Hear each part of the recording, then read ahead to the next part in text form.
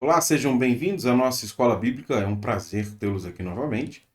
Eu sou o professor Israel e chegamos à lição de número 12. Mas antes de começarmos, lembre-se, este conteúdo ele é produzido para te ajudar no seu estudo da palavra de Deus. Por isso é muito importante haver uma dedicação da sua parte. Reserve um tempo para ler a sua revista, reserve um tempo para ler o texto bíblico e reserve um tempo para assistir essa aula. E enquanto você estiver assistindo essa aula, você precisa saber que ela está organizada de uma maneira muito própria. Aqui na descrição do vídeo, existem 3 informações que são informações úteis para o seu aprendizado. Primeiro, há um cronograma da aula. É a maneira como eu estou organizando essa aula para explicar a vocês o conteúdo. Segundo, há também uma aula-atividade, que serve para a verificação do seu aprendizado. Assim que você terminar de assistir essa aula, recomendo que faça a aula-atividade. Por fim, há também um fórum onde você pode colocar as suas dúvidas ou deixar as suas questões. Como falei a vocês, chegamos à lição de número 12 e o título da lição é A Relevância da Liderança para a Condução e Ensinamentos da Igreja. Eu quero começar explicando para vocês o cronograma da aula, a maneira como eu vou explicar o conteúdo.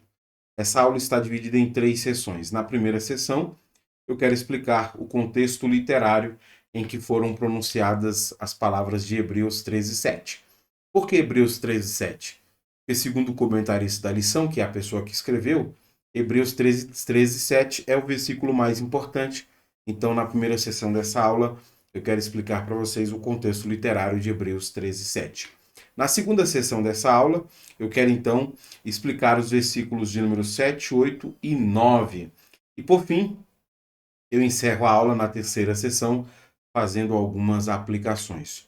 Como falei a vocês aqui na descrição do vídeo, se você estiver assistindo essa aula no celular, abaixo da tela vai aparecer uma palavra mais. Clicando na palavra mais, vai aparecer a descrição do vídeo, onde você vai encontrar essas 3 informações que eu acabei de dizer a vocês. Começando então a primeira sessão, eu quero explicar para vocês o contexto literário de Hebreus capítulo 13, versículo de número 7. Para explicar o contexto literário de Hebreus 13:7, eu quero ler uma citação que apresenta para a gente, então, o ambiente em que essas palavras de Hebreus foram ditas. Leia comigo, por favor. O autor começa o epílogo com instruções práticas sobre o amor fraternal. Epílogo é o começo de uma nova sessão. E o epílogo aqui é capítulo 13, versículo 1 a 7. Então aqui nós temos o início de uma nova sessão dentro da carta. E o epílogo começa com instruções práticas sobre o amor fraternal. Aqui ele faz uma breve pausa, aqui no caso a partir do versículo de número 7, tá? A partir do versículo 7, ele faz uma breve pausa para lembrar os líderes anteriores que já faleceram. Ele os exorta a lembrar desses líderes como aqueles que proclamaram o evangelho para eles. Lembrá-los não significa apenas recordar suas palavras. Eles devem imitar a fé deles. Dentro da instrução sobre o amor, o autor coloca como modelo histórico os líderes passados, aquelas pessoas que assumiram a posição de liderança e trabalharam para o amadurecimento deles. A vida e o ensino desses líderes do passado será relevante para a vida daquelas pessoas no presente. Porque, apesar de terem vivido no passado, Jesus, a quem eles serviram no passado, não mudou no presente. Ou seja, a maneira como essas pessoas do passado viveram agradou a Jesus. Por isso que, ao decidir imitá-los, essas pessoas terão certeza de que vão agradar a Jesus. O outro motivo para tomar como referência esses líderes do passado está relacionado a alguns líderes atuais que a igreja tem. Alguns desses novos líderes estão influenciando esses irmãos a seguirem aquilo que o autor vai chamar de novos ensinos, ensinos diferentes dos líderes do passado. E quando ele vai falar sobre isso, parece-nos que a intenção dele é tentar mostrar que o papel do líder é exercer um tipo de autoridade que vai conduzir os liderados à obediência ao evangelho. A influência do líder não deve ser exercida com outra finalidade. Por isso que os líderes do passado estão sendo aqui evocados. Esses líderes antigos, que não estão mais entre eles, são bons exemplos que devem ser seguidos. Na segunda sessão, o comentarista vai deixar isso bem mais claro para a gente, mas eu queria citar aqui uma segunda citação, porque nesta segunda citação, um outro comentarista coloca para a gente a figura desses líderes que aparecem todos aqui no capítulo 13. Nós temos líderes passados e líderes do presente. Eu leio e explico para vocês. O autor menciona 3 vezes a palavra líder neste capítulo. Primeira vez, aqui. Segunda vez, versículo 17. E terceira vez, versículo de número 24. Usando o mesmo termo, egomenoi, em cada caso. O termo refere-se a líderes de qualquer tipo e a líderes entre os discípulos de Jesus, sem identificar uma função específica. Olha, como foi lido, haverão 3 menções diferentes a líderes na igreja. Mas essas menções se referem a 2 grupos de líderes. No primeiro grupo, aqui no caso, o versículo de número 7, nós temos a referência aos líderes do passado, aqueles que não estão mais entre eles. E no segundo grupo, o versículo 17 e o versículo 24, a referência é aos atuais líderes que atuam na igreja. E aqui ele faz isso para criar esse paralelo entre líderes do passado e líderes do presente, para tentar mostrar qual é o papel do líder cristão. Como falei, esse líder deve exercer um tipo de autoridade que conduz as pessoas à obediência ao evangelho. Se os líderes do presente não estão fazendo esse tipo de influência, eles não devem ser imitados. A referência correta é o líder do passado. Mas, se o trabalho dos líderes atuais for uma continuidade daquilo que os líderes do passado faziam, então esses irmãos devem confiar e obedecer a esses líderes que estão lhes ensinando a palavra do Senhor. Isso vai ser profundamente explicado no versículo 17. Então ele começa fazendo um recorte histórico, mostrando a referência dos líderes do passado e evocando depois os líderes do presente como bons líderes, para distinguir esses líderes do presente, que são uma continuidade de um trabalho antigo, daqueles líderes novos que ensinam coisas novas que não devem ser imitados por eles. Na segunda sessão, eu quero então explicar para vocês essa referência histórica que vai ser tomado desses líderes do passado para servir como um distintivo dos líderes atuais que são verdadeiros daqueles que são falsos. Começando então a segunda sessão, eu quero explicar para vocês os versículos de número 7 e o versículo 8 e 9. São 3 versículos que eu quero explicar para vocês. E para isso, eu começo explicando o versículo de número 7. Lembrem-se de seus líderes que lhes ensinaram a palavra de Deus. Pensem em todo o bem que resultou da vida deles e sigam seu exemplo de fé. Veja, a expressão lembrem-se de seus líderes que aparece aqui, deixa eu até riscar aqui, ó. Lembrem-se de seus líderes, é uma referência memorial aos líderes do passado. Eu explico isso na primeira sessão desta aula. Mas não é apenas uma recordação mental sobre essas pessoas. Não é apenas, olha, lembre o nome deles, lembrem quem eles foram.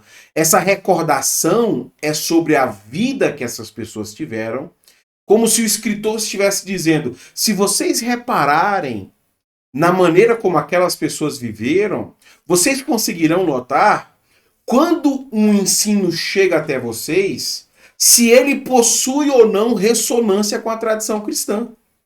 Porque a maneira como os líderes do passado viveram, deve ser uma continuidade da maneira como vocês vivem ou como os líderes atuais devem viver.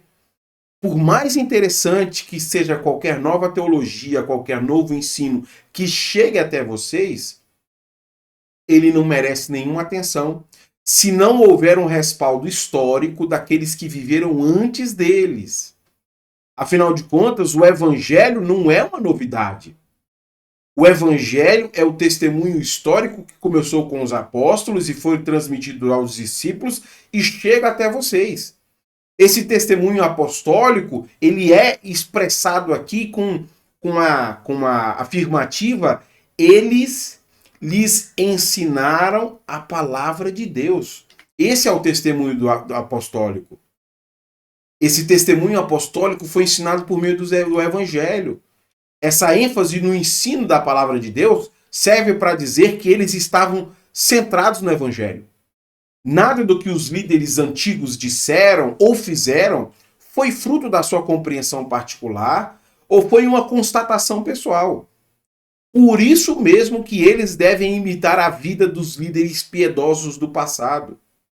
Os leitores não devem abandonar a palavra de Deus que foi proclamada pelos líderes anteriores, e o motivo é muito claro. O motivo é este: pensem em todo o bem que resultou da vida deles e sigam seu exemplo de fé. Eles não só devem permanecer fiéis ao ensino dos líderes, mas também devem imitar a fé desses líderes, por causa do bem que resultou dessa decisão pessoal de imitá-los. Esses irmãos viram como a fé desses líderes passados funciona, e esses irmãos viram onde é que esta fé os levou. Por isso que será muito melhor seguir um caminho que eles já conhecem, do que abandonarem a fé histórica por algo novo. Mas será que esse caminho de devoção não mudou por causa do passar do tempo? Os líderes antigos já passaram, eles já não estão mais ali. A gente não sabe se eles morreram, se eles mudaram de cidade, se eles foram levar o evangelho para outro lugar. Não sabemos. Mas nós sabemos que eles são líderes do passado. O tempo mudou. Será que, por causa da mudança do tempo, eles não ficaram para trás? O modelo histórico não é ultrapassado? E o autor responde isso no versículo 8. Jesus Cristo é o mesmo ontem, hoje e para sempre. Aquele evangelho que foi ensinado pelos líderes passados ainda é atual. E o motivo é muito claro. Por que é atual? Porque Jesus Cristo é o mesmo. Isso é maravilhoso. Aleluia. Jesus Cristo não muda. Jesus Cristo não oscila. Jesus Cristo não varia com as mudanças do tempo ou com as mudanças das sociedades. Aquilo que Jesus disse como sendo o modelo de vida ideal no passado ainda continua sendo o mesmo hoje, ainda era o mesmo para aquelas pessoas. Aqueles irmãos não devem achar que o modelo ensinado por aqueles líderes passados é ultrapassado, porque o motivo é claro: Jesus não muda. Talvez essa questão pudesse emergir ali entre eles, né? Como os líderes do passado falaram em um outro tempo, em um outro contexto, alguém poderia considerar que este evangelho deveria ser atualizado. Olha, os líderes do passado não viveram no nosso tempo. A gente deveria atualizar o evangelho. Mas em lendo o versículo 8, nós vemos que isso não é verdade. Não é verdade porque Jesus não muda. Aquilo que Jesus estabeleceu uma vez não fica ultrapassado com o tempo. Nem com as mudanças situacionais que a gente vai passando com questões políticas, econômicas, geográficas. Os líderes podem morrer. As circunstâncias externas podem mudar. Mas Jesus permanece o mesmo ontem, hoje e para sempre. O Jesus Cristo a quem eles adoravam é o mesmo. Por esse mesmo motivo que o versículo de número 9 o autor vai dizer que eles não devem se deixar atrair por ensinos novos e estranhos. Veja, portanto, não se deixem atrair por ensinos novos e estranhos. A força de vocês vem da graça de Deus, e não de regras sobre alimentos que em nada ajudam aqueles que as seguem. Aquelas pessoas são desafiadas a permanecerem fiéis ao ensino que foi dado pelos líderes anteriores. Eles não se devem deixar levar por novos ensinos que divergem da mensagem que foi comunicada anteriormente.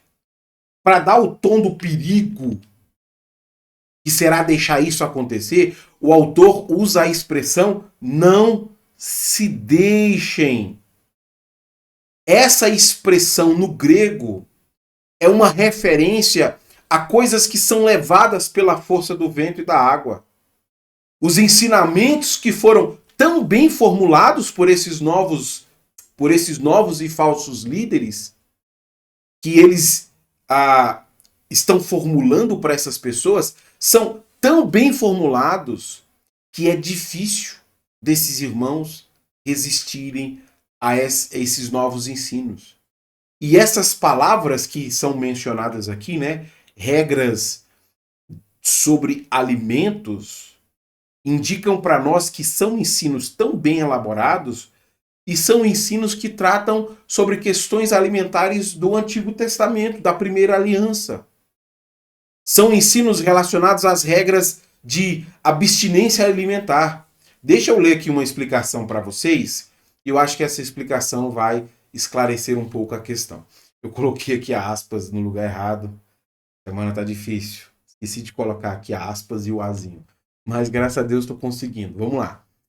A identidade desses ensinamentos estranhos, à primeira vista, é incerta. Mas conforme o autor desenvolveu seu argumento nos versículos subsequentes, fica claro que ele se refere a ensinamentos derivados da lei do Antigo Testamento. Temos evidências claras, então, de que as instruções aqui estão de acordo com o propósito principal da carta, em que o autor exorta os leitores a não abraçarem o antigo pacto e o culto levítico. Não haverá nenhum benefício para essas pessoas se elas passarem a observar o pacto levítico. Ao invés de copiarem essas normas alimentares da antiga aliança, eles devem olhar para os líderes do passado.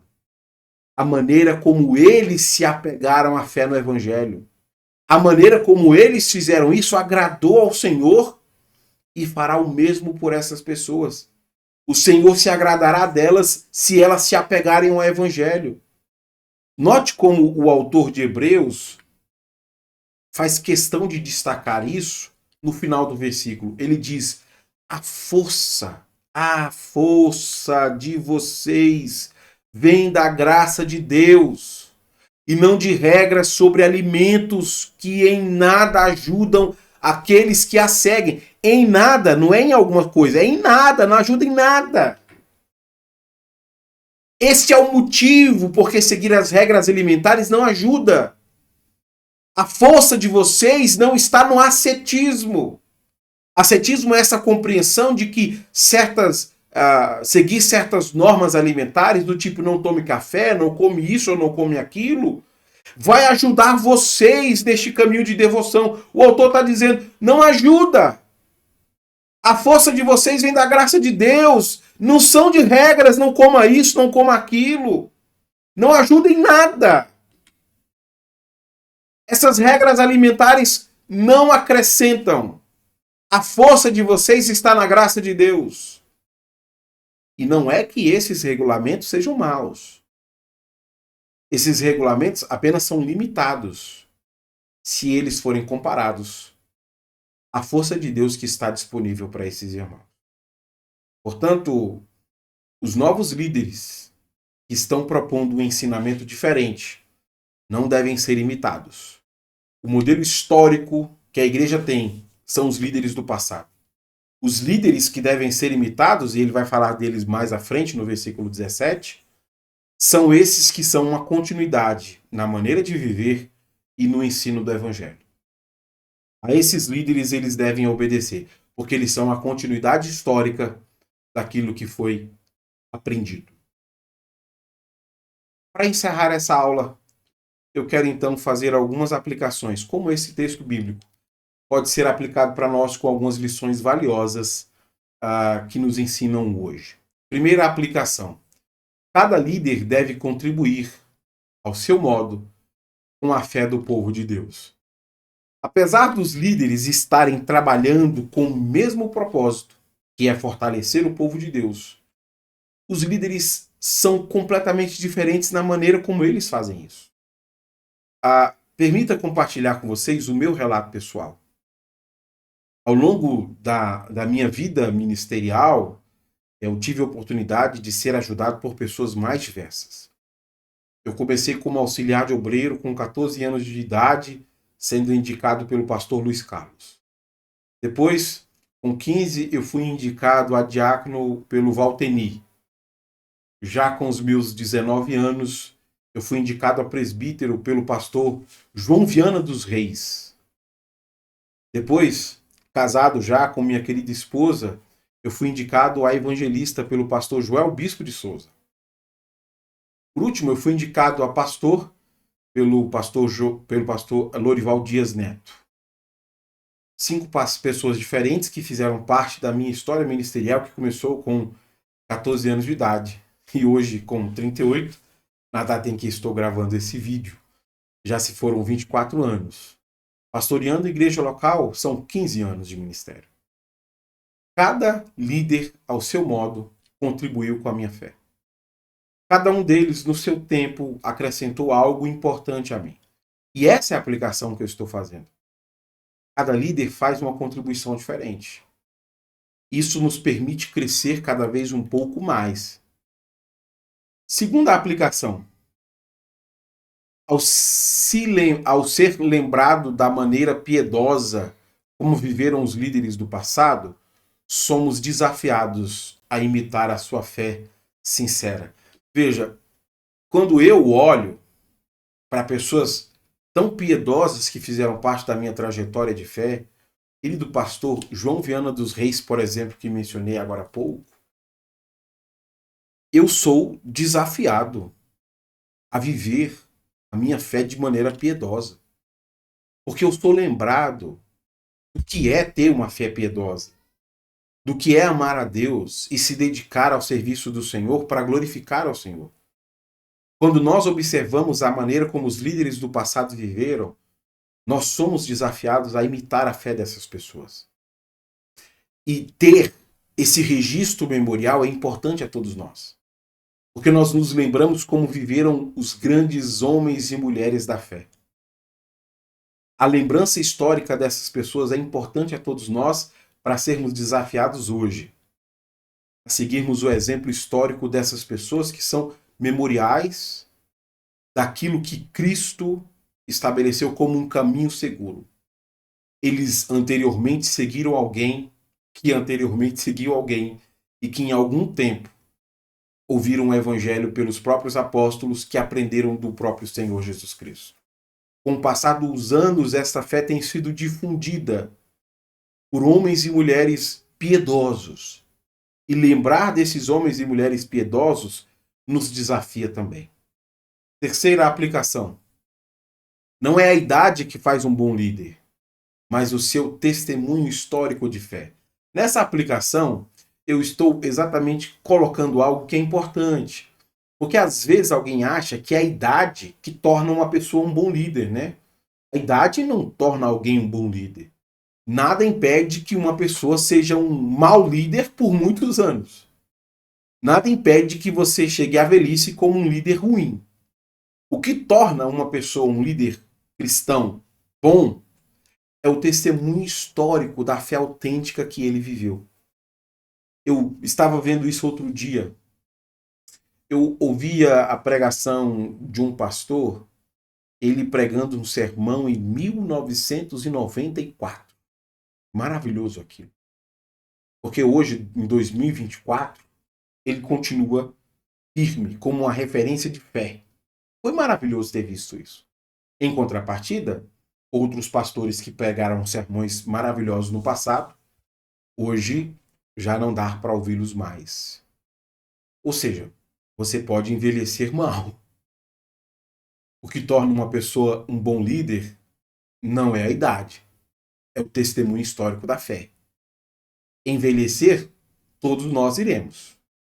Mas se tornar uma referência é uma decisão que o líder cristão tomou. Ele decidiu seguir a fé histórica e permanecer perseverante na fé histórica. Quarta aplicação. Todo cristão precisa desfrutar o privilégio de ter líderes em sua própria geração que mostrem como a fé funciona e aonde ela leva. Aqueles ouvintes tiveram o privilégio de ter tido em sua própria experiência líderes que puderam ensinar a eles sobre como a fé funciona e mostrar para eles aonde a fé leva. Isso foi um grande privilégio. E eu digo isso porque nós já vimos na história bíblica que a ausência de líderes piedosos sempre faz surgir uma geração que não conhece o Senhor. E este é um problema muito sério. Todo cristão precisa ter uma referência histórica, alguém que ele conheceu. Eu me lembro de um pastor pentecostal que sempre dizia isso, e eu concordo com ele profundamente. Pastor Gesiel Nunes Gomes diz assim: quem forma pastores são pastores e não seminários. E eu acho essa referência dele interessante porque eu acho que é esse aspecto que ele pretende destacar aqui. O privilégio de você ver um cristão seguindo uma fé autêntica e sendo conduzido por essa fé autêntica até o aprisco das ovelhas é impagável. Porque você tem uma referência viva do que o evangelho pode fazer pela vida de alguém. Agora, quando nós não temos referências vivas, surgem gerações que não conhecem o Senhor. Quinta aplicação. Bons líderes cristãos são conhecidos pela influência que eles dão. Vimos hoje que existem bons líderes e maus líderes.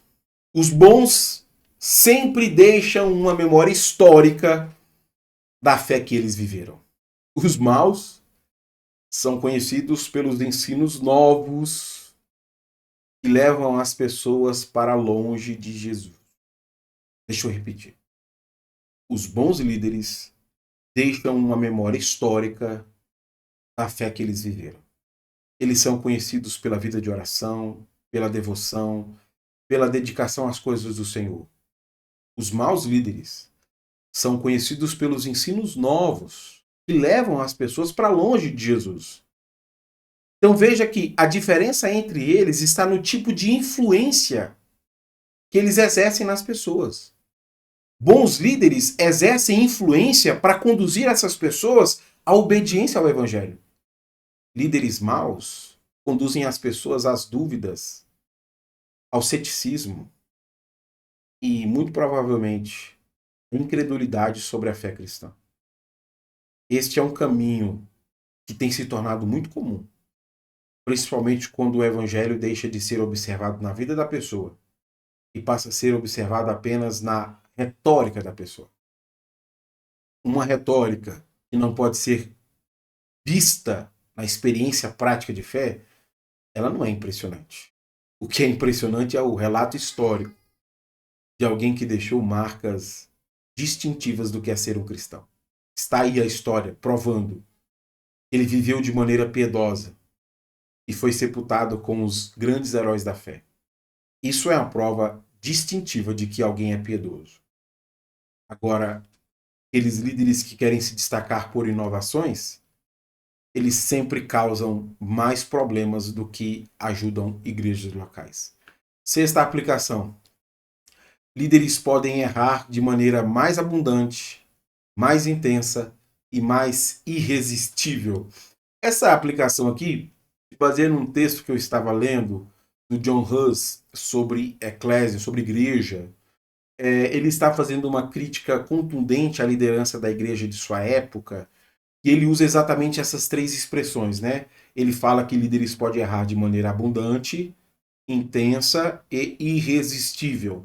O sentido dele aqui eu acho importante, por isso estou utilizando. O que significa errar de maneira abundante? Significa que um líder pode se colocar como um mau exemplo.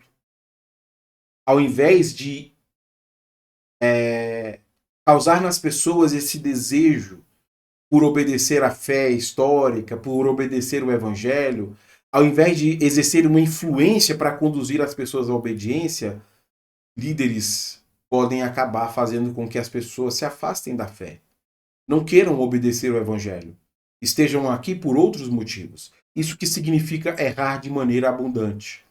Mas o John Huss também coloca que líderes podem errar de maneira intensa. Isso significa que, ao invés de ministrarem saúde à igreja, o líder pode matar o rebanho de Cristo. É isso que significa errar de maneira intensa. Você pode estar conduzindo as pessoas a um caminho de destruição. Ao invés de ajudá-las a obedecer a Cristo e seguir a Cristo, você está conduzindo elas para cada vez mais longe.